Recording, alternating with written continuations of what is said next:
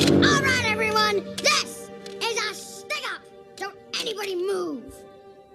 The familiar tale is that Toy Story became Toy Story because it couldn't be any other way. Pixar was good with toys because that was the only choice. Computer animation was still in its infancy. The successful rendering of animal fur or other organic textures was almost a decade away. The animation holy grail of human flesh and faces was the final fantasy. Results in that area elsewhere, even 6 years after Toy Story, would prove decidedly mixed. Even Pixar's own experiments, such as the somewhat creepy baby in its short film Tin Toy, seem to make the case for steering clear of natural shapes and sticking to those man-made objects. Little wonder then if Pixar's subsequent work, like the short Knick Knack, should play it safer. All geometric, plastic, and smooth objects. With Toy Story, of course, the apotheosis of this same approach. The one problem with this argument is that if animal fur and human flesh had not been beyond reach in 1995, then surely these would have been the focus of Pixar's first films. Which means that in this alternative history, Toy Story might never even have existed. And where would that have left us?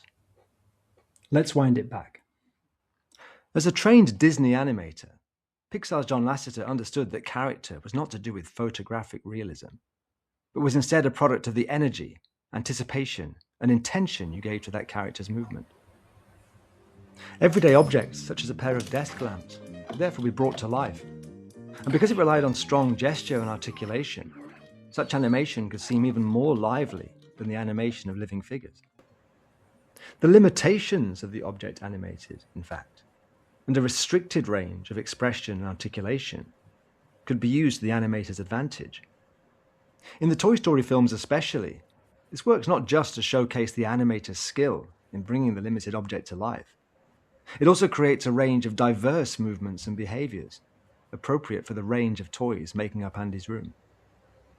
Pixar's future of animation, then, would be this synthesis of the old and the new, the contemporary object enlivened through the aesthetics of the cartoon, an aesthetic most engaging in proportion to the object's actual limitations.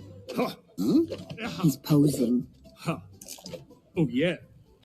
Decades on from Toy Story, this has now become a defining aesthetic in itself for some films.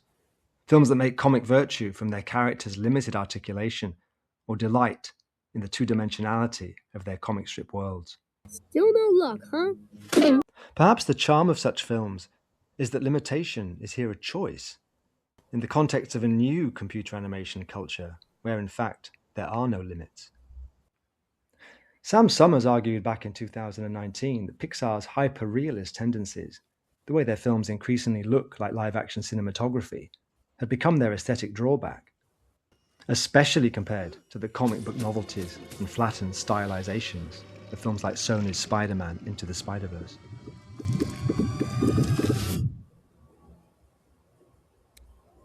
It's the likes of Spider-Man, or Sony's more recent anime-influenced Oscar winner, that currently rule both critically and even sometimes at the box office.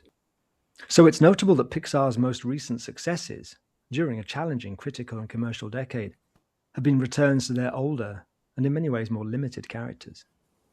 Because what we're really looking for in animation is not an imitation of real life, but the invention and uniquely animated life of the cartoon.